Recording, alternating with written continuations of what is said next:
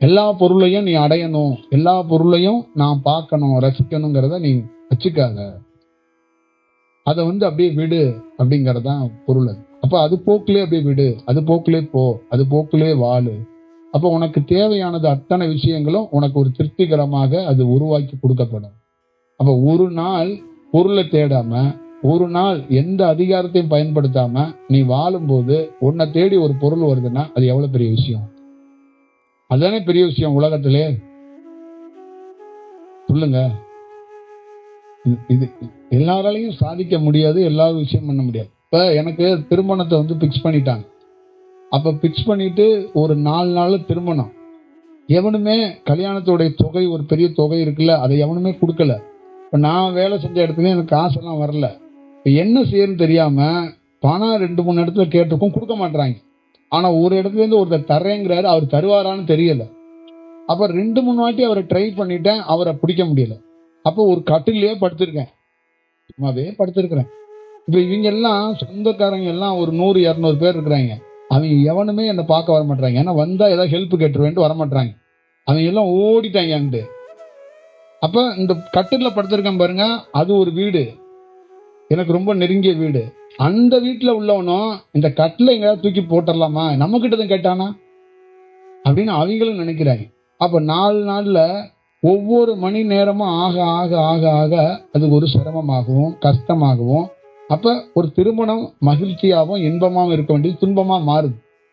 அப்ப என்ன பண்றது ஏது பண்றது அப்படி ஒரு சூழல் உருவாகுது. அப்ப அவங்க என்ன நினைக்கிறாங்க உறவினர்கள்னா, அவங்கள்ட்ட நான் கையெடுத்து கும்பிட்டு எனக்கு ஒரு லைஃப் கொடு, எனக்கு ஒரு வாழ்க்கை கொடு அப்படின்னு நான் அவங்கள்ட்ட ரிக்வஸ்ட் பண்ணி அவங்கள்ட்டலாம் நான் பேசினா, அவங்க போனா போதுன்னு பொழைச்சிட்டு போறேன்னு ஆளுக்கு கொஞ்சம் எல்லாம் ஷேர் பண்ணி எனக்கு கல்யாணம் பண்ணி வைக்கலாம்னா ஒரு திட்டத்தில் இருக்கிறாங்க. ஆனா இந்த பிரபஞ்சம் என்னன்னா, என்ன இவங்கள்ட்ட போய் கேட்டு கல்யாணம் பண்ணணுமா அப்படின்னு நான் படுத்திருக்கிறேன். அப்ப அவங்களுக்குள்ள என்னன்னா, வேலை இல்லை, வாழ்க்கையில பணம் இல்லை, எதுவுமே இல்லை, ஆனா திமிரா மட்டும் இருக்கிறானே, இது எப்படி சரி அப்படின்னு அவன் இருக்கிறான். நான் என்ன நினைக்கிறேன்னா, வாழ்க்கையில ஒரு யதார்த்தமா ஒருத்தன் கீழே விழுந்துட்டானா அவனை யாருன்னே தெரியாம ஓடி தூக்கணும், அதுதான் ரொம்ப முக்கியம். அப்ப ஒருத்தன் இந்த மாதிரி ஒரு சோதனையில இருக்கும்போது அவனை தூக்கி விட்டுட்டு அவனை கல்யாணம் பண்ணி வச்சுட்டு 2 நாள் வாழ விட்டுட்டு 3ஆவது நாள் கூப்பிட்டு, நீ முன்னாடி இருந்த வாழ்க்கை வேற, இப்பயாச்சும் சரியா இருப்பான்னு அப்ப கூப்பிட்டு நீ சொல்லி ஒரு வடிவத்தை சொன்னா அது மிக சரி. ஆனா ஒரு பனிஷ்மெண்ட் மாதிரி ஒருத்தன் வாழ்க்கையை தொடங்க போற நேரத்திலேயே அவன் என்ன பார்க்கணும், என்கிட்ட கெஞ்சணும், என்கிட்ட ரிக்வஸ்ட் பண்ணணும், என் காலில் விழுகணும், கண்ணீர் விடணும், நீங்க தான் எனக்கு வாழ்க்கை கொடுக்கணும்னு கையேந்தணும்னு நினைக்கிறியே ஒரு அல்ப சந்தோஷம் படைச்ச மனிதா, நீ இப்படி ஒரு ஆளா இருந்து உன்கிட்ட நான் ஹெல்ப் வாங்கிட்டு போய் ஒரு தாலியை ஒரு பொண்ணு கழுத்துல கட்டினா அவளும் நானும் நல்லா இருப்போமா? ஒரு இவ்வளவு பெரிய வஞ்சகத்தை வச்சிருக்கிற உன்கிட்ட இப்படி ஒரு வடிவத்திலேருந்து உதவி வாங்கிட்டு போய் நான் ஒரு வாழ்க்கை பண்ணா நல்லா இருக்குமா? அது எப்படி இருக்கும்? இப்படித்தான் நகரம் முழுக்க இருக்கிற நம்ம உறவினர்கள்லாம் எதிர்பார்க்கிறாங்க.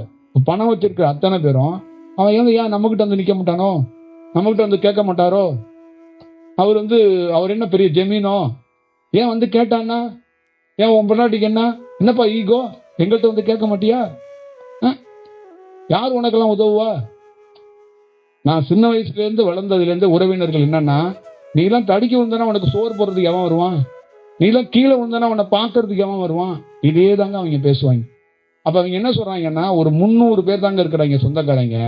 இந்த 140 கோடி பேர் வாழ்க்கை இருக்கு பாத்தீங்களா, 140 கோடி பேர் இடத்துலயும் அங்கங்க ஸ்ப்ரெட் ஆகி இருந்து நம்ம போற இடத்துல நம்மளை காப்பாத்துற மாதிரியே அவங்க ஃபீல் பண்ணிக்கிறாங்க. புரியுதுங்களா? அப்ப அந்த 300 பேருடைய என்ன விஷயமும் என்ன இருக்குன்னா, ஒருத்தன் தோத்தா கூட, ஒருத்தன் கீழே போனா கூட அவன் நம்ம கிட்ட பரிதாபமா நிக்கிறதுல அவங்களுக்கு ஒரு அல்ப சந்தோஷம் இருக்குங்க, ஒரு பெரிய சந்தோஷம் இருக்கு. இந்த உலகத்திலே பெரிய கொடுமை இந்த வட்டிக்கு பணம் வாங்குறது, வட்டிக்கு பணம் கொடுக்கறது. இந்த வட்டிக்கு பணம் வாங்குறவனையும் மொத்தமா காலி பண்ணணும், வட்டிக்கு கொடுக்கறவனையும் காலி பண்ணணும். இது மாதிரி ஒரு கொடூரமான ஒரு பயம், ஒரு வஞ்சகமாக ஒரு சூழ்ச்சி மாதிரி, இது ஒரு விஷங்க, இது ஒரு பாய்சங்க. இந்த மாதிரி ஒரு கொடூரமான செயல் உலகத்துல எங்குமே நிகழக்கூடாது. அப்ப அவன் இந்த பணத்துல டீல் பண்ற விஷயம் அதை பேசுற முறைகள், அது எல்லாம் பார்த்தீங்கன்னா மிக கொடூரமான ஒரு செயல், ஒரு வடிவம். இது எப்பயுமே இருக்கக்கூடாது. அவங்க நடந்துக்கிற முறைகள்லாம் ரொம்ப மோசமா இருக்கு. அப்ப அதே மாதிரி 4 நாள் 2 நாள் போயிடுச்சு, வெறும் 2 நாள் தான் இருக்கு. ஒரு சம்பந்தம் இல்லாத, அவர் ஆல்ரெடி நம்மகிட்ட சொல்லியிருக்கிறவர் தான், ஆனா அவர் சரியான நேரத்துல அந்த தொகையை என்கிட்ட கொடுத்தே விட்டுட்டார் வீட்டுக்கு. அப்ப 300 உறவினர்களும் ஒருத்தன் கூட முன் வரலங்க. யாருன்னே தெரியாத ஒரு சின்ன ஜெனரல்ல ஒரு 10 மாசம், ஒரு 5-6 மாசம் பழக்கம் உள்ள ஒருத்தர் கடன் இல்லாம எதுவும் இல்லாம ஒரு ஆத்மார்த்தமா ஒரு பெரிய தொகையை கொடுத்து விடுறாரு. அங்கேயும் ஒண்ணு பாத்துக்கங்க, அவர் என்ன பண்ணாருன்னா, ஒரு சமாதியில் இருக்கிற ஒரு சித்தருடைய புகைப்படம், சித்தர்னு சொல்லி ஒரு புகைப்படத்தை கொடுத்தாரு. அதான் நீங்க பாக்கெட்ல வச்சுக்கங்க தம்பி, உங்களுக்கு ஏதாவது ஒண்ணு வேணும்னா அவரை போய் பாருங்க அப்படின்னு ஒண்ணு கொடுத்தாரு. அந்த புகைப்படத்தை தான் நான் பாக்கெட்ல வச்சுக்கிட்டே இருந்தேன். இப்ப அந்த புகைப்படத்தையே பார்த்துக்கிட்டு இருப்பேன், என்னையா கல்யாணம், என்னையான்னு. அந்த புகைப்படத்துல யார் கொடுத்தாரோ அவரு தான் பணம் கொடுத்து விடுறாரு. அந்த புகைப்படத்துல உள்ளவர் திருச்செந்தூர்ல சமாதியா இருக்காரு. அப்ப அந்த பணம் வந்தோடனே சுத்தி இருக்கிறவங்க எல்லாரும் வேலை செய்ய வராங்க. புரியுதுங்களா? அப்ப மனித வாழ்க்கையில, மனித தன்மையில என்ன இருக்கு? என்ன இருக்கு சொல்லுங்க.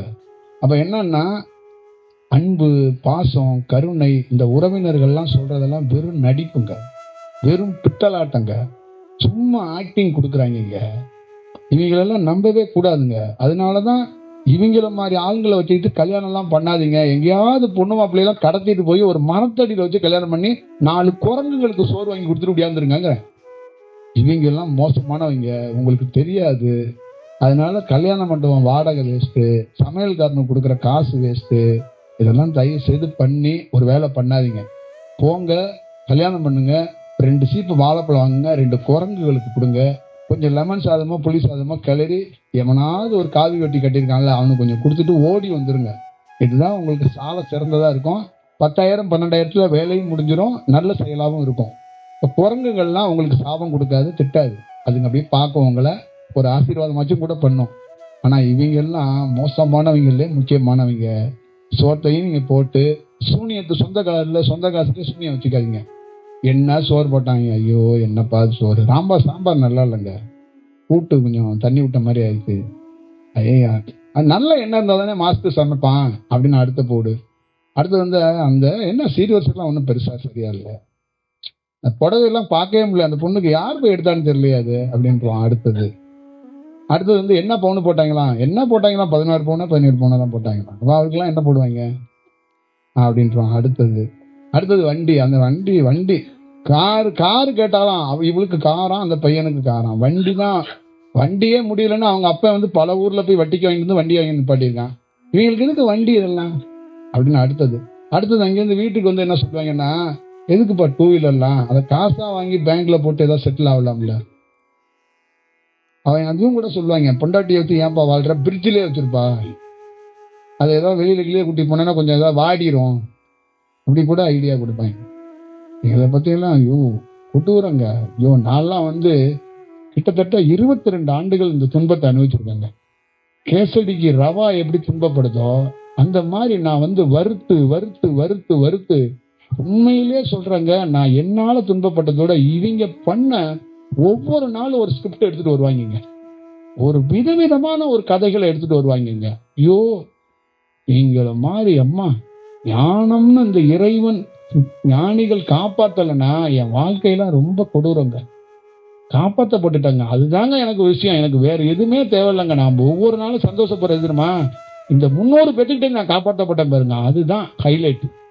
அதே தான் உங்க வாழ்க்கையில சொல்றேன். இல்லைன்னா ரொம்ப கஷ்டம். அதுல ஹைலைட் என்ன தெரியுங்களா, உயிரோட இருக்கும்போது கஷ்டம், செத்ததுக்கு அப்புறம் அவங்க 300 பேரும் அழுவாங்க பாருங்க, ஐயோ அதோட ரொம்ப கஷ்டங்க. விடவே மாட்டாங்க, 2 காலையும் பிடிச்சி கட்டிடுவாங்க. குளிப்பாட்டுறேன்னு சொல்லி தண்ணி எங்கிட்ட ஒருத்தன் ஊற்றுவான், அங்கிட்ட ஒருத்தன் ஊற்றுவான், அவனுக்கு உள்ளேயும் தண்ணி வெளியும் தண்ணி.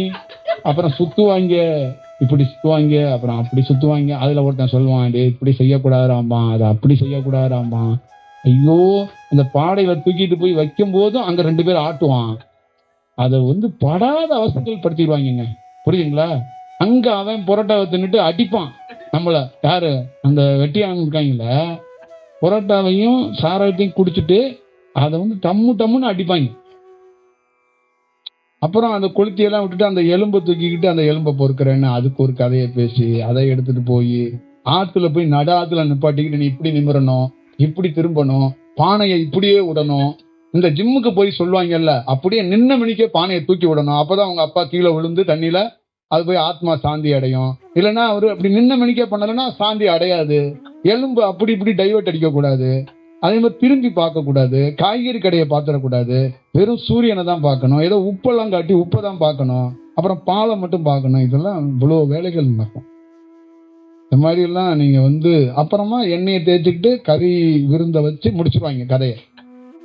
அதோட சாரிங்க அவன் செத்தவனுடைய நினைப்பே அவங்களுக்கு வராது, போயிடுவாங்க, ஓடி போயிடுவாங்க. அதோட ஒரு பெரிய ஒரு ஒரு ஒரு திருவிழாவா பண்ணிடுவாங்க. இப்ப இதெல்லாம் வந்து தியானம் பண்ணீங்கன்னா இதுல இருந்தெல்லாம் நீங்க தப்பிச்சு பொழைச்சுக்குவீங்க. இல்லைன்னு ரொம்ப ரொம்ப கஷ்டம். கிராமத்துல எல்லாம் நீங்க எல்லாம் இருந்தீங்கன்னா உங்களெல்லாம் ரொம்ப கடினம். அதே மாதிரி உறவினர்கள் அதிகமா இருந்தீங்கன்னா ரொம்ப ரொம்ப கஷ்டம். அதனால இதெல்லாம் கொஞ்சம் அவசியம் பார்த்துக்கங்க. ஏன்னா நான் 22 வருஷம் அதுல பார்த்துட்டு வந்தேன், அதுக்காக சொல்றேன். ரொம்ப ரொம்ப ஒரு கடுமையான சூழல். தெரியாதவன் நமக்கு ஒரு சாதத்தை கொடுத்துட்டு போயிடுவான், தெரிஞ்சவன் ரொம்ப கஷ்டம். புரியுங்களா? சமயத்துல நம்ம வீட்டுல எல்லாம் குழம்பு வைக்கிறதுக்கு லேட் ஆயிடும், சாப்பாடு வடிச்சிருவாங்க. பக்கத்துல ஏதாவது நமக்கு உறவினர்கள் தானே கொஞ்சம் வாங்கிட்டு வர சொன்னா அவங்க குழம்ப கொடுத்து விட்டுருப்பாங்க. ஆனா அந்த குழம்புல விஷம் இருக்கும். ஏன்னா அவ்வளோ பேச்சு, குழம்பு வைக்க கூட துப்பு இல்லை, என்ன சாப்பிட்டாகணும் அப்படி இப்படின்னு திட்டிடுவாங்க. அப்ப நம்ம என்ன பண்ணுவோம், அது வேற வழி இல்லாம அந்த குழம்பு போட்டு தான் சாப்பிட்டாகணும். இந்த மாதிரி மோசமான கொடூரமான பெரிய வஞ்சகமான ஒரு சூழல்லாம் நம்ம மனித குலமா நம்ம வாழ்ந்துகிட்டே இருக்கிறோம். இதெல்லாம் யாரு காப்பாத்துறது, யார் இவங்களெல்லாம் வழி நடத்துறது, யாரு சொல்றது? இன்ன வரைக்கும் எங்க ஊர்ல எல்லாம் என்னதுமா நினைச்சுக்கிட்டு இருக்காங்க, இவரு பொழைக்க தெரியாம இப்படி போயிட்டாரு. நம்ம ஊர்ல என்ன இல்லை, இங்க என்ன இல்லை, அவங்க கேட்கிற கேள்வி என்ன இல்லை, இவர் எதுக்கு முடியெல்லாம் வளர்த்து தாடியெல்லாம் வளர்த்துருக்காரு, இங்க என்ன இல்லை? ஒரு நாளைக்கு 600 ரூபாயிலிருந்து 700 ரூபா 1000 ரூபா வரைக்கும் சம்பாதிக்க முடியும். இங்க என்ன இல்லை? அப்படியே பார்த்துட்டு சந்தோஷமா வாழ வேண்டியதானே. இந்த வாழ்க்கையை விட்டுட்டு சாமியார் வாழ்க்கையில என்ன இருக்கு, ஏன் அப்படி போனாரு அப்படின்னு அவங்க கேட்குறாங்க. அப்ப அவங்க என்ன சொல்ல வர்றாங்கன்னா, எங்களோட சேர்ந்து லோல் போட்டு லொங்கு போட்டு சாகணும், நீங்க ஞானம் தியானம்லாம் பண்ணக்கூடாது, இதுதான் அவங்களோட திட்டம். அப்ப அவங்களுக்கு புரியல. இப்ப இந்த வாழ்க்கை என்னன்னா ஒரு தவறான வாழ்க்கைன்னா அவங்க ஸ்டேட்மெண்ட் கொடுக்குறாங்க. அவங்க என்ன சொல்றாங்கன்னா, நிறைய பேர் வீட்டுல கார் இருக்குங்க, நிறைய பேர் வீட்டுல கார் இருக்கு. எங்க ஊர்ல உறவினர்கள் எல்லாரும் வேலைக்கு போறாங்க, எல்லாரும் சம்பாதிக்கிறாங்க, எல்லாம் இருக்காங்க. அப்ப ஒரு மருமம் ஒரு புருஷன் முன்னாடியா எல்லாரும் சேர்ந்து வாழ்றாங்க. ஆனா புருஷன் குடிக்கிறான், கரிமீன் திங்கிறான், எப்படியோ வேலை செய்யறான், எங்கெங்கோ கான்ட்ராக்ட், அந்த அரசியல் எதோதுலயோ போய் இல்லீகலா பணம் சம்பாதிச்சுட்டு வர்றான். ஆனா அதெல்லாம் அவங்களுக்கு ஒரு பெரிய விஷயம் இல்ல, அதுதான் தலை சிறந்த வாழ்க்கைங்கிறான். ஆனா எல்லாத்தையும் திறந்துட்டு இறைவனே கதின்னு உட்காந்து தியானம் பண்ணிக்கிட்டு இருக்கோம் பாருங்க, இது தப்பான வாழ்க்கைங்கிறான். இதெல்லாம் ஒரு வாழ்க்கையா நீங்க வாழ்றது அப்படிங்கிறான் நம்மள. சாமியார் வாழ்க்கை ஒரு வாழ்க்கையா உங்களுக்கு? கண்ணை மூடிட்டு உட்கார்றது ஒரு வாழ்க்கையா? இது என்ன மானங்கிட்ட வாழ்க்கைங்கிறான். நீங்க சொல்லுங்க.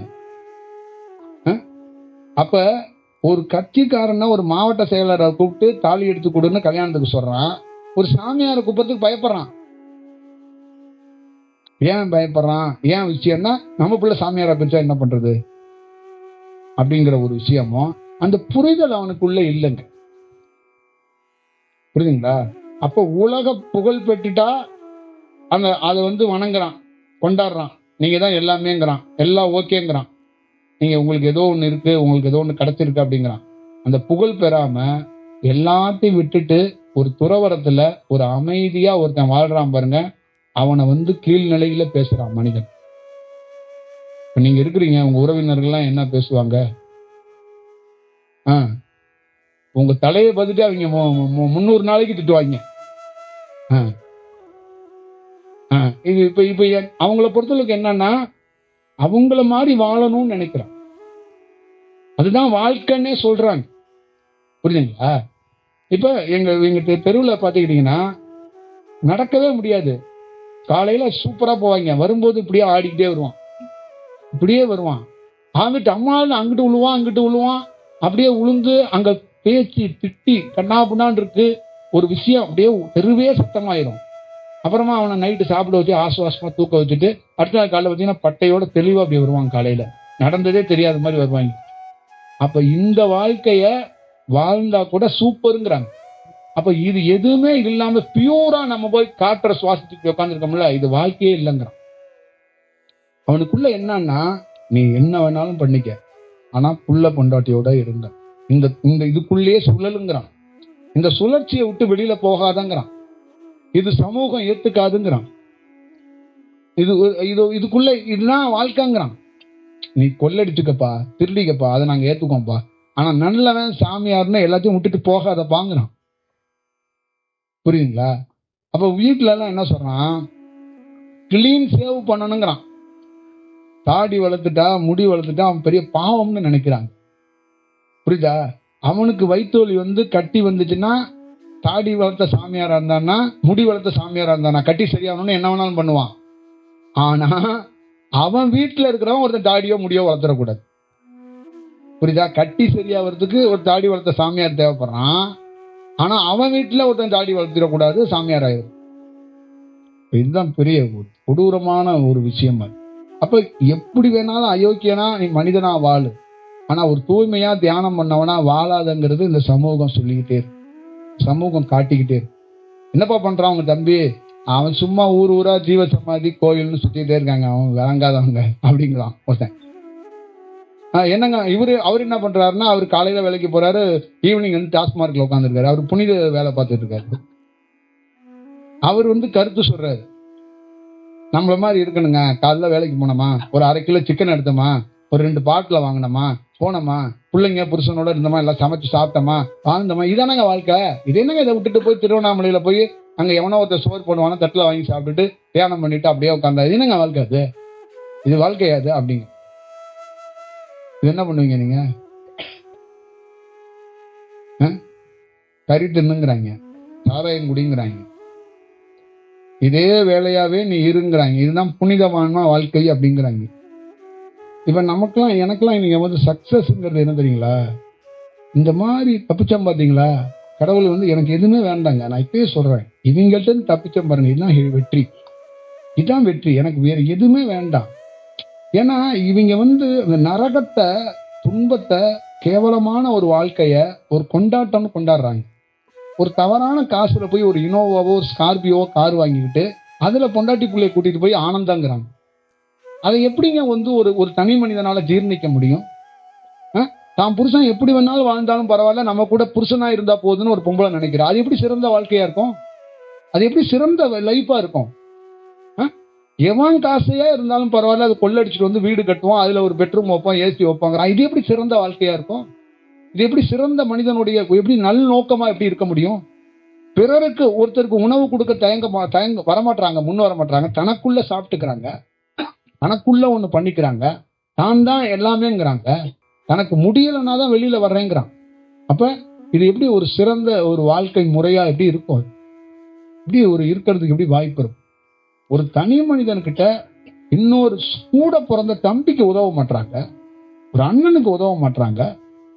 ஏன்னா அந்த பணம் அவன்கிட்ட பணம் இல்லைன்னா பரவாயில்ல, இருக்குங்க, அது வேற யாருக்கோ கொடுக்க வேண்டாம். கூட பிறந்த தம்பி அண்ணனுங்களுக்கே உதவ மாட்டாங்க. அப்ப என்ன பண்ண முடியும் பாருங்க. அப்ப இது எவ்வளவு பெரிய மோசமா இருக்கு. இந்த வாழ்க்கை சிறந்த வாழ்க்கை, சாமியார் வாழ்க்கை தவறான வாழ்க்கை. இந்த வாழ்க்கைய தான் வாழணும் அப்படின்னு முன்னிறுத்துறான், ஒரு வேலை செய்யறாங்க. அப்ப இதை எப்படி நம்ம இந்த சமூகத்துல எப்படி எடுத்துக்க முடியும்? இந்த சமூகத்துக்குள்ள எப்படி ஒரு நல்ல புரிதலை எப்படி ஏற்படுத்த முடியும்? எவ்வளவு பெரிய கடினமான சூழல் இருக்கு. அப்ப ஒரு மனிதன் பாவத்திலிருந்து, துன்பத்திலிருந்து, துயரத்திலிருந்து, எல்லா செயலிருந்து விடுபட்டு அவன் இயல்பா அப்படியே போறான். அவனுக்கு ஏதாவது அதுவா இயற்கையா கிடைச்சா அந்த பொருளை உண்கிறான், ஒரு வேலையை பார்த்துட்டு போறான். அதானே விஷயம். இப்ப இது எவ்வளவு பெரிய துன்பம், எவ்வளவு பெரிய ஒரு துயரமான விஷயம். இதை யாரும் புரிஞ்சுக்க மாட்டோம். இப்போ நம்ம ஒரு தியானத்திலிருந்து உங்களுக்குள்ள மறைப்பொருளா நம்ம சொல்றது என்னன்னா, நீங்க சுத்தி வாழ்ற அந்த பேக்ரவுண்ட்ல இருந்து விடுபடுறது தான் ரொம்ப முக்கியம். அப்ப உங்களை தனிமைப்படுத்திக் கொள்ள வேண்டிய அவசியம் இருக்கு. ஏன்னா இவங்கெல்லாம் புறையோடி போயிடுச்சு, எல்லாம் விஷமாயிருச்சு. இப்ப இவங்களை பார்த்து நீங்க இன்ஸ்பிரேஷனா என்ன கத்துக்குவீங்க? இவங்கள்ட்ட இருந்து என்ன கத்துக்குவீங்க? நான் உங்களை வந்து விளையாட்டுக்கு சொல்ல. இவங்கெல்லாம் உங்க திருமணத்துக்கு வந்து என்ன ஆசீர்வாதம் பண்ணிட முடியும்? என்ன கொடுத்துருவாங்க? இவங்கெல்லாம் வந்து உங்களுக்கு வந்து துன்பத்தை தான் கொடுக்க முடியும்.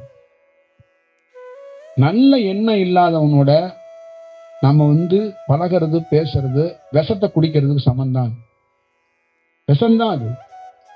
ஆனா ஒவ்வொரு முறையும் உறவினர்களா கிராமத்துல இருக்கிறவங்க டெய்லி விஷத்தை குடிச்சுக்கிட்டே இருக்கிறாங்க. அப்ப எங்க தப்பிக்கப்படுறாங்கன்னா, அவங்களும் விஷமா மாறி இருக்கனால தப்பிக்கப்படுறாங்க. அப்ப இரு விஷங்களும் மோதி கொள்ளும் போது ப்ராப்ளம் இல்லாம மாறி. அப்ப ஒரு ஒரு ஒரு ஞானத்துக்குரியவன், ஒரு தியானத்தை தேடுறவன் அங்க இருக்க முடியல. அவன் வீட்டை காலி பண்ண வேண்டியதா இருக்கு. இல்லைன்னா எவனுக்கே தெரியாம கதவை சாத்திட்டு உள்ளேயே வாழ வேண்டியதா இருக்கு.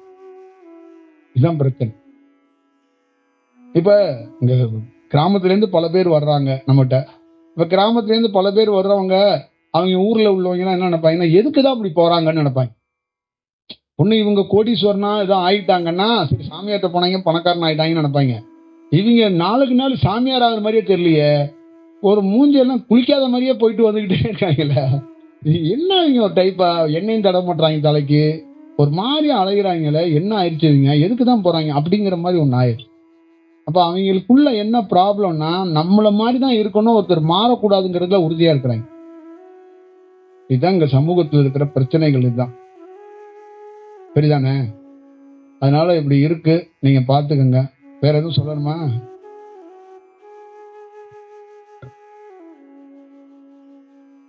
உறவு முறை வேண்டான்னு சொல்லல. அந்த உறவு முறைகள்ல அந்த அந்த அந்த கலாச்சாரங்கள் வந்து நம்மளை வந்து மாத்த மாட்டுது. நமக்கு ஒரு இன்ஸ்பயரா இருக்கிறத விட்டுருங்க. நம்மளே ஒரு செல்ஃப் ரியலைசேஷன் பண்றதுக்கு அது ஒரு தடையா இருக்கு. அது வந்து நம்மளை வந்து முற்றிலுமாக என்ன பண்ணுதுன்னா, நாம ஒரு பொருளை, எந்த பொருளை எடுக்கணும், எந்த பொருளை கீழே போடணுங்கிறத நாமளை தீர்மானிக்க விட மாட்டுது, அதுவே தீர்மானிக்கும். அப்ப நம்மளை வேலை செய்ய விட மாட்டுது. இப்ப உங்க சகோதரியா இருக்காங்கன்னா, உங்க சகோதரிக்கு நீங்க தான் ஏதாவது ஹெல்ப் பண்ணணும்னு யோசிக்கணும்.